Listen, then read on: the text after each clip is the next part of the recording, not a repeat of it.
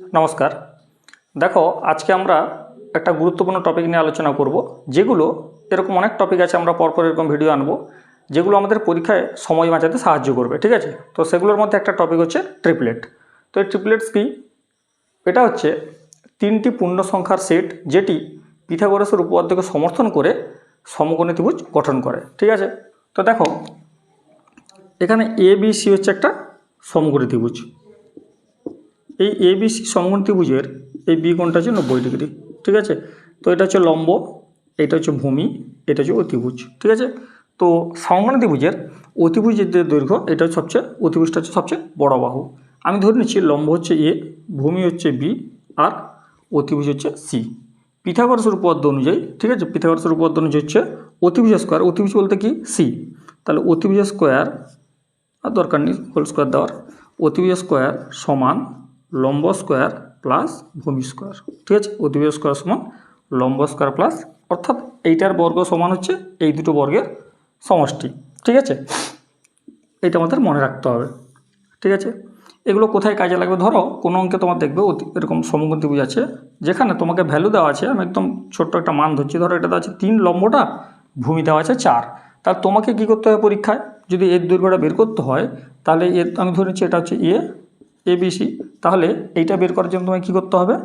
অতিভুজের যেহেতু দেওয়া নেই, তাহলে অতিভুজ স্কোয়ার সমান লম্ব স্কোয়ার অর্থাৎ 3 স্কোয়ার, ভূমি স্কোয়ার অর্থাৎ 4 স্কোয়ার, তাহলে কত হচ্ছে আলটিমেট? 3 3 9 16, দাঁড়াচ্ছে 25। তাহলে এসি স্কোয়ার হচ্ছে 25, তাহলে আমি যদি এসির মান বের করি, তাহলে কী হবে? √25 মানে দাঁড়িয়ে যাবে 5, তাহলে এর দৈর্ঘ্য হচ্ছে 5। ঠিক আছে, এবার কখন এই মানটা না থেকে একটু বড় মান থাকতে পারে, কীরকম? সেটা হচ্ছে ধরো কখনো থাকলো, ধরো দেওয়া আছে, এটা ধরো দেওয়া আছে তোমাকে 37। ঠিক আছে, এটা ধরো দেওয়া আছে ধরে নিচ্ছি 12। তোমাকে ধরো ভূমি, তোমার ধরো এরকম মান এলো যেখানে হচ্ছে ভূমি বের করতে হবে তোমাকে, তাহলে এটা ক্যালকুলেশন করতে হচ্ছে। তোমাকে কী করতে হবে? অতিভুজ বলতে হচ্ছে কি এসি, তাহলে তোমাকে বের করতে হবে বিসি। যাই হোক, তাহলে আমরা কী করবো? আমরা যেটা জানি সেটা লিখে ফেলি, এসি স্কোয়ার সমান এ বি স্কোয়ার, অর্থাৎ অতিভুজ স্কোয়ার সমান লম্ব স্কোয়ার প্লাস ভূমি স্কোয়ার। ঠিক আছে, যেটা আমাদের পিথাগোরাসের উপপাদ্য অনুযায়ী যেটা হয় সেটা লিখলাম। এরপরে এসির মান কত দেওয়া আছে? 37, তাহলে 37 স্কোয়ার সমান এ বি স্কোয়ারের মান কত? 12, মানে 12 স্কোয়ার। এ বির মান হচ্ছে 12 স্কোয়ার, তাহলে বিসি স্কোয়ার এটা বের করবো। তোমাকে কী করতে হবে? বিসি স্কোয়ার সমান কী হবে? যদি এটা 12টাকে যদি লেফটে নিয়ে আসো, ঠিক আছে, বিসিটা একদিকে থাকবে, বাকি সংখ্যাগুলো একদিকে, তাহলে কী হবে? 37 স্কোয়ার মাইনাস 12 স্কোয়ার, তাহলে 37 স্কোয়ার কত হয়?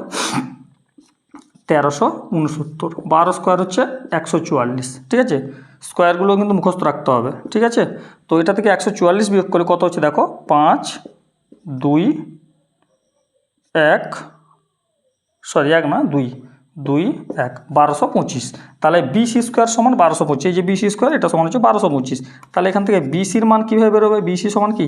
√1225, তাহলে দাঁড়াচ্ছে দেখো 35। ঠিক আছে, 1225-এর বর্গমূল হচ্ছে 35, তার মানে এটা হচ্ছে 35। আবার কোনো অঙ্কে তোমাকে 12 আর ধরো 35 দেওয়া আছে, তাহলে তোমাকে সেই একই রকম ক্যালকুলেশন করে বের করতে হবে, এটা 37 বেরোবে। কোনো অঙ্কে দেখবে এটা হয়তো দেওয়া আছে 37, ঠিক আছে, এটা 35, তাহলে এর ভ্যালুটা বের করতে হবে, দেখবে বেরোবে কত? 12। কিন্তু আমরা যদি এভাবে করি তাহলে আমাদের কী হবে? অনেক সময় নষ্ট হবে। আমাদের এরকম কিছু ট্রিপলেট যেগুলো টেবিলের মতো করা আছে, সে টেবিলটা যদি আমরা মনে রাখতে পারি তাহলে আমাদের এগুলো করতে অসুবিধা হবে না। ঠিক আছে, সরাসরি আমরা পরীক্ষায় কী হবে? ধরো 12 37, আমি দেখছি যে 12 ট্রিপলেট যেটা আছে পূর্ণ সংখ্যা সেটটা, সেটা কত আছে? 12 35 37। এই তিনটে যে কোনো দুটো দেওয়া থাকলে আমরা কী করবো? সহজে আমরা কী করবো? আরেকটা মান বসাতে পারবো। ঠিক আছে, তো এরকম একটা টেবিল আমি বলে দিচ্ছি, সেই টেবিলটা তোমরা নোট ডাউন করবে। ঠিক আছে, দেখো এটা আমাদের একটা ট্রিপলেটের টেবিল দেওয়া আছে, এই টেবিলটা আমাদের মনে রাখতে হবে। ঠিক আছে, তো এই টেবিলটা একটু লক্ষ্য করো, বারবার এটা লিখে লিখে প্র্যাকটিস করতে হবে, নাহলে কিন্তু মনে থাকবে না। ঠিক আছে, 3 4 5, লক্ষ্য করো যেগুলো হচ্ছে অড নাম্বার, ঠিক আছে, অর্থাৎ যেগুলো বিজোড় সংখ্যা, লক্ষ্য করো পরে যে দুটো সংখ্যা আছে না, সেই ডিফারেন্সটা হচ্ছে 1। দেখো 4 আর 5-এর মধ্যে ডিফারেন্স কত? 4 আর 5-এর মধ্যে 1। ঠিক আছে, 5 আছে, এটা বিজোড় সংখ্যা, দেখো 12 13 1 ডিফারেন্স। 7 আছে 1 ডিফারেন্স। আর যখন জোড় সংখ্যা ইভেন নাম্বার আছে তখন হচ্ছে 2 ডিফারেন্স। লক্ষ্য করো প্রত্যেকটা এরকম আছে। ঠিক আছে, জোড় থাকলে হচ্ছে 2 ডিফারেন্স, আর বিজোড় থাকলে 1 ডিফারেন্স। দেখো এটা পুরো মেনটেন করেছি, কিন্তু এদিকটার ক্ষেত্রে সেটা মেনটেন হয়নি। তোমাদের এটা কিন্তু লিখে প্র্যাকটিস রাখতে হবে। ঠিক আছে, প্র্যাকটিস করে এটা মনে রাখতে হবে। ঠিক আছে, আরেকটা কথা বলে দিই, এখান থেকে এগুলো হচ্ছে প্রত্যেকটা কিন্তু বেস ফর্ম। ঠিক আছে, এখান থেকে হতে পারে, লক্ষ্য করো, ধরো প্রত্যেকটাকে যদি 2 দিয়ে গুণ করি তাহলে 3 2 6, 4 2 8, 5 2 10, ঠিক আছে।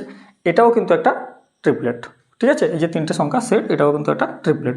আবার প্রত্যেকটাকে 3 দিয়ে গুণ করো, 3 3 9, 4 3 12, 5 3 15, ঠিক আছে। এটাও কিন্তু একটা ট্রিপলেটের সেট। তো প্রত্যেকটা এরকমই হবে, ঠিক আছে। এগুলো কিন্তু প্রত্যেকটা যেটা দেওয়া আছে সেটা হচ্ছে বেস ফর্ম, ঠিক আছে। এটা কিন্তু মাথায় রাখতে হবে, ঠিক আছে। তো সেগুলো আমরা যখন অঙ্ক করব সেগুলো আমরা দেখে বুঝতে পারবো, ঠিক আছে। তো এটা ভালো করে প্র্যাকটিস করো। আমরা এরকম ছোট ছোট ভিডিওর মাধ্যমে, এরকম যেরকম আজকে করলাম ট্রিপলেট, পরে ছোট ছোট ভিডিওর মাধ্যমে যেগুলো কাজে লাগবে খুব, যেগুলো সময় বাঁচাবে, সেগুলোই প্রত্যেকটা টপিক ধরে করিয়ে দেবো, ঠিক আছে। ওকে।